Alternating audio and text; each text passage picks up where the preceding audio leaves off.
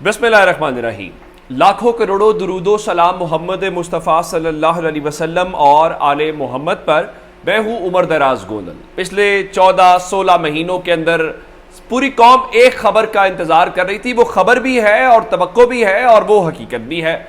अब आप कहेंगे कैसे? पाकिस्तान के अंदर राइट लेफ्ट की पॉलिटिक्स खत्म हो गई।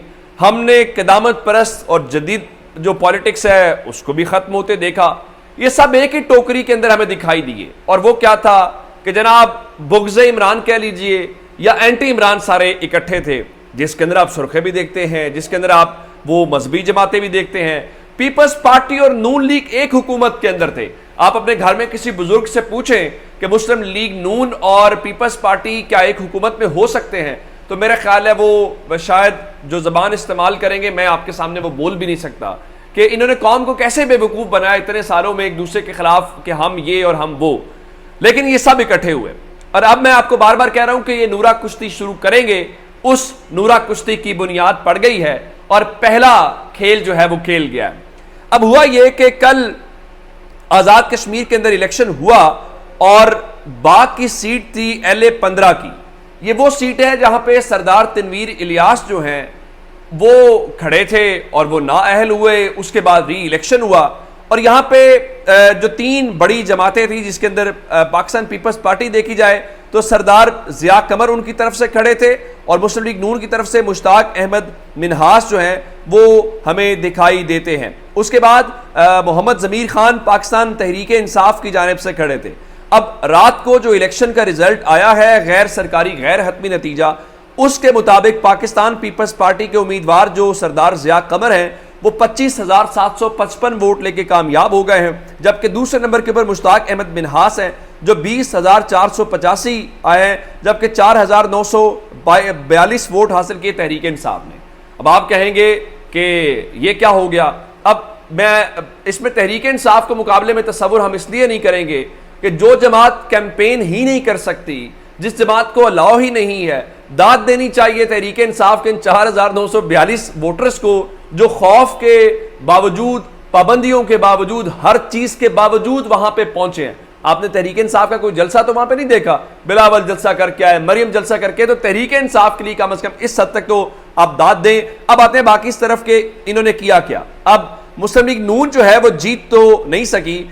आज हुआ क्या? सबसे पहले इनकी मुख्तलिफ जो लोग हैं इन्होंने जो शेयर की 9:12 के ऊपर अता तारड़ जो वजीर आजम के मुआविन खुसूसी हैं उन्होंने लिखा जी मुस्लिम लीग नून को आज़ाद कश्मीर में बाग की नशिस्त पर होने वाले ज़िमनी इंतखाबात में वाज़े बरतरी हासिल है। धांधली की इतलात मौसूल हो रही हैं। इंशाल्लाह जीत मुस्लिम लीग नून की होगी। मुमकिन नहीं कि कुछ पोलिंग स्टेशन पर 80 से 90% पोलिंग हो जाए, बाकी जगह 30 से 39% है। रिजल्ट लिए बगैर नहीं जाएंगे। उसके बाद उन्होंने एक और वीडियो शेयर की जिसमें उन्होंने लिखा यह क्या हो रहा है। लगता है यहां पर 80 से 90% पोलिंग हुई है, जहां पे इल्जाम यह था कि पीपल्स पार्टी के लोग ठप्पे लगा रहे हैं। इसके बाद हिना परवेज भट्ट साहिबा आई, उन्होंने कहा कि पाकिस्तान पीपल्स पार्टी ने ठप्पे लगाने वाला काम कश्मीर में भी दिखा दिया। धांधली नामंजूर, यानी यहां पे ना तहरीक इंसाफ की हुकूमत है, ना तहरीक इंसाफ का इलेक्शन कमीशन है, और उसके बावजूद नून लीग जो है वो धांधली का इल्जाम लगा रही है। किसके ऊपर? पीपल्स पार्टी के ऊपर।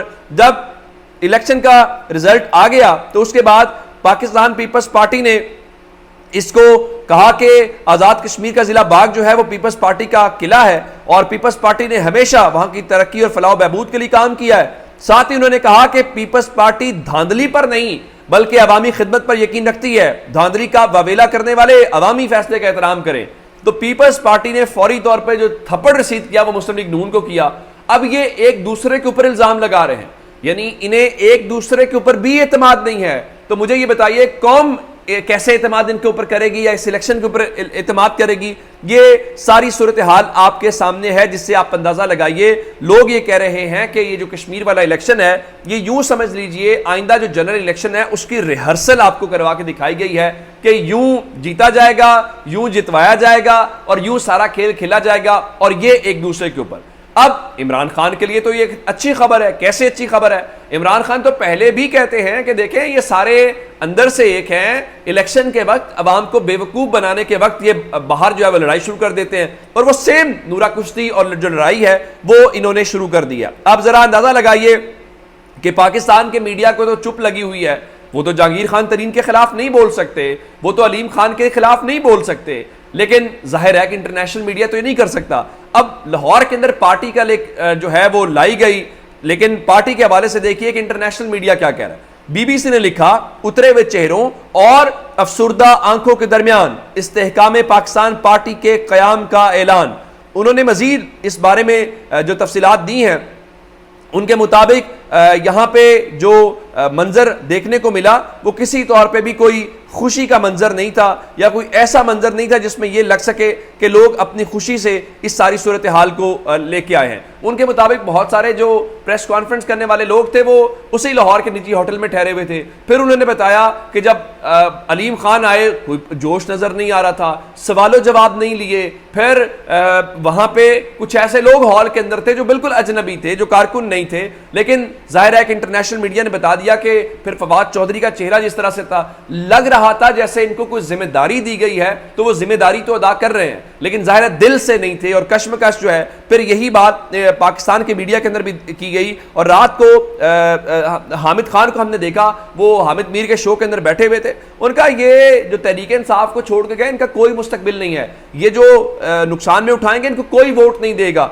और जाहिर है जब ये अपने हलकों के अंदर जाएंगे तो इन हलकों के अंदर जाके इनको पता लगेगा कि लोग कहां पे खड़े हैं। लेकिन जरा हैरान इस बात के ऊपर अब होंगे कि जनाब मुस्लिम लीग नून क्या कह रही है। मुस्लिम लीग नून कह रही है जी पंजाब के कई हलकों में नून लीग तरीन ग्रुप के साथ सीट एडजस्टमेंट करेगी। बिल्कुल ठीक है, सीट एडजस्टमेंट क्यों कराते हैं? आप दोनों एक ही पार्टीज हैं, आप अवाम को बेवकूफ नहीं बना सकते। ये कैसे हो सकता है कि ओन चौधरी जो है वो शहबाज शरीफ की काबीना का हिस्सा भी हो, वो इस्तेहकाम पाकिस्तान पार्टी का हिस्सा भी हो? तो बुनियादी तौर पर इस्तेहकाम पाकिस्तान जो पार्टी है वो मुस्लिम लीग नून का ही एक और विंग है जो किसी और नाम के साथ है। ये जहांगीर खान तरीन अलीम खान कौन है? इन्होंने इमरान खान के खिलाफ किसका साथ दिया? मुस्लिम लीग नून का दिया, पीडीएम का दिया। तो जाहिर है ये सारी हुकूमती जमातें हैं, पहले 13 थी अब 14 हो गई। ऑपोजिशन तो इनमें करने वाली कोई बात हमें दिखाई नहीं दे रही। अच्छा, अब ये इन चीजों के अंदर लगे हुए, इंटरनेशनल मीडिया जो भी कह रहा है, लेकिन जरा देखिए कि पाकिस्तान के पास मौजूद जो डॉलर के जखायर हैं हमारे फॉरेन रिजर्व्स के अंदर, वो मजीद कम हो गए हैं। और स्टेट बैंक के जो जखायर हैं वो अब 3.91 अरब डॉलर के ऊपर आ गए हैं, जिसका मतलब ये है कि वो 4 अरब डॉलर से भी कम हो गए हैं। लेकिन हम क्या कह रहे हैं? हम ये कर रहे हैं कि अदालत के हुक्म के बावजूद अली मोहम्मद खान जो हैं उनको रिहा किया गया। रिहा करने के बाद उनको दोबारा गिरफ्तार कर लिया गया। हमारा काम ये है। दूसरी जानिब इमरान खान कह रहे हैं कि जनाब उन्होंने गुज़श्ता रोज ट्वीट किया, लाहौर पहुंच गए, उन्होंने कहा कि आज मैंने एक आलमी रिकॉर्ड तोड़ दिया है। जाहिर है क्रिकेट के मैदान में नहीं बल्कि 20 मुकदमात में अदालत में पेश हो गए, जो अपनी नौयत का एक वर्ल्ड रिकॉर्ड है। एक ही दिन में 20 मुकदमात की समाअत होना, 20 मुकदमात के अंदर जो अदालत के अंदर पेश होना, ये एक बहुत बड़ी बात है। अब दूसरी जानिब आप इन चीजों के अंदर तो लगे हुए, रिकॉर्ड भी बना रहे हैं, बाकी भी कर रहे हैं।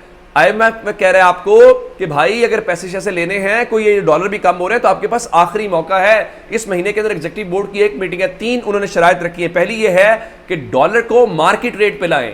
कल सागदार हमें बता रहे थे उसके ऊपर बैठ के, इकोनॉमिक सर्वे के ऊपर कि जी मार्केट से 40-45 रुपए महंगा है। बिल्कुल ठीक है, अगर महंगा है तो उन्होंने कहा जी IMF प्रोग्राम के मुताबिक जो बजट है उसको पास कराएं। फिर उनका 6 अरब डॉलर की जो फाइनेंसिंग है उसका बंदोबस्त कर लें। अगर आप ये कर लेते हैं तो इसका मतलब ये है कि हम आपको पैसे दे देंगे, वरना दूसरी सूरत में फिर हमारी तरफ से खुदा हाफिज है। और अगर उनकी तरफ से खुदा हाफिज हो गया तो जिस तरह 3.91 अरब डॉलर के ऊपर आ गए हैं, हमारे पल्ले फिर क्या रह जाएगा? उसके बाद आपने इलेक्शन के ऊपर भी जाना है, तो इसका मतलब फिर यही होगा कि आप वो छनकना बजाते रहे और प्रेस कॉन्फ्रेंस करते रहे जो आपके पास फंस गया, और तो कुछ नहीं हो सकता। अपना बहुत सा ख्याल रखिएगा। खुदा हाफिज।